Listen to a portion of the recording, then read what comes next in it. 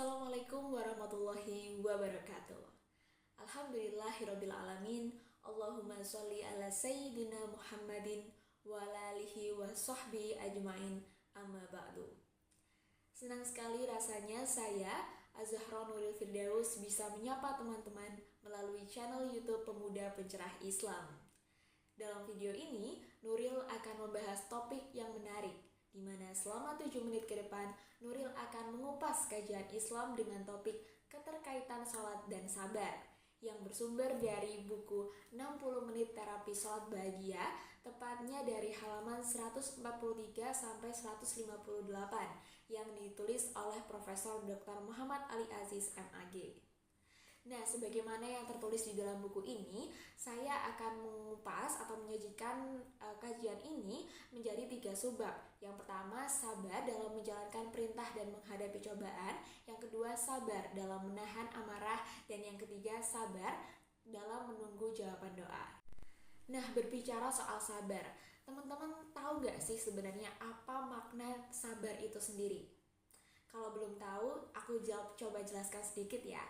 Jadi kata sabar itu berasal dari kata sobaro yasbiru yang artinya menahan. Nah, kata menahan sendiri ini kan sifatnya masih universal dan bisa diartikan secara luas. Namun dari Kamus Besar Bahasa Indonesia atau KBBI sendiri, sabar berarti tahan menghadapi cobaan, tidak lekas marah, tidak lekas putus asa, tidak lekas patah hati, tabah, tenang, tidak tergesa-gesa, dan tidak terburu-buru. Nah, dari pengertian ini kemudian dapat disimpulkanlah bahwa sabar itu berarti menahan diri dan menguatkannya untuk menaati syariat Islam dan akal sehat, serta menghindarkannya dari apa yang bertentangan dengan keduanya. Dalam Al-Quran, kata sabar ini sudah diulang sebanyak 80 kali. Seperti yang kita tahu, manusia ini kan adalah makhluk Allah yang paling mulia, makhluk yang paling mulia dibandingkan makhluk Allah lainnya seperti tumbuhan, hewan, dan makhluk-makhluk Allah lainnya. Nah, menurut Imam Ghazali, sabarlah yang membedakan manusia dengan hewan dalam menghadapi hawa nafsu. Maka, orang yang sabar itu adalah orang yang berhasil menundukkan hawa nafsunya dan melawannya secara terus-menerus.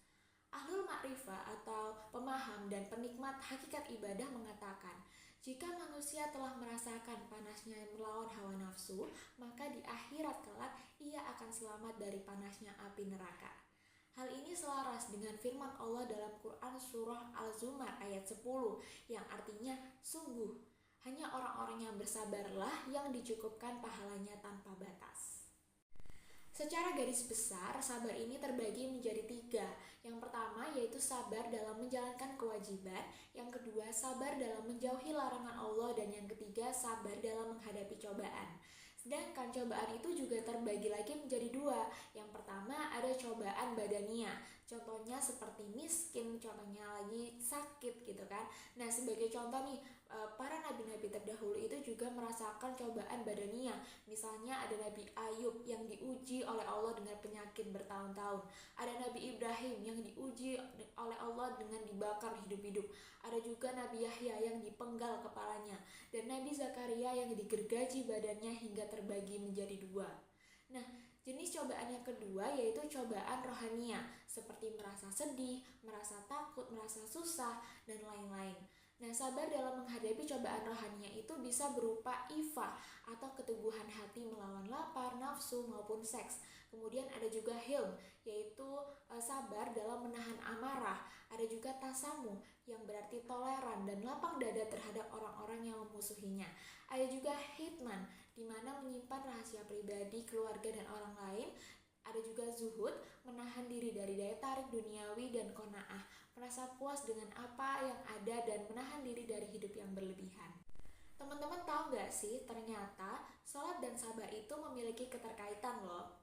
Karena sholat hanya bisa dilakukan dengan kesabaran. Coba bayangkan deh, misalkan teman-teman akan melakukan sholat, tapi teman-teman juga lagi menahan lapar. Otomatis sholat yang teman-teman lakukan itu menjadi tidak khusyuk, tidak tenang, dan menjadi tergesa-gesa. Karena teman-teman hanya memikirkan, aku lapar, aku gak sabar deh pengen makan gitu. Nah, padahal sholat itu hanya bisa dilakukan dengan kesabaran. Lagi-lagi kembali lagi ke poin yang tadi saya sampaikan. Nah, selain itu, sholat itu juga membentuk kesabaran. Karena dari sholatlah akhirnya teman-teman, aku nggak mau makan dulu deh, aku mau sholat dulu. Teman-teman fokus beribadah, fokus berdoa memohon kepada Allah, maka itulah akhirnya kesabaran terbentuk dari situ. Nah, Allah berfirman dalam Quran surah Al-Baqarah ayat 153 yang artinya, hai orang-orang yang beriman, jadikan sabar dan sholat sebagai penolongmu. Sungguh Allah beserta seorang-orang yang sabar.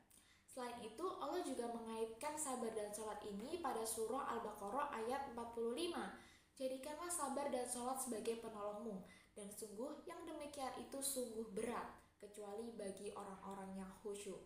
Dari sini bisa disimpulkan bahwa sholat itu membentuk kesabaran, karena dari sholat, teman-teman sholat yang khusyuk akan membentuk karakter orang yang sabar, yang mau menunggu, yang tenang, seperti itu.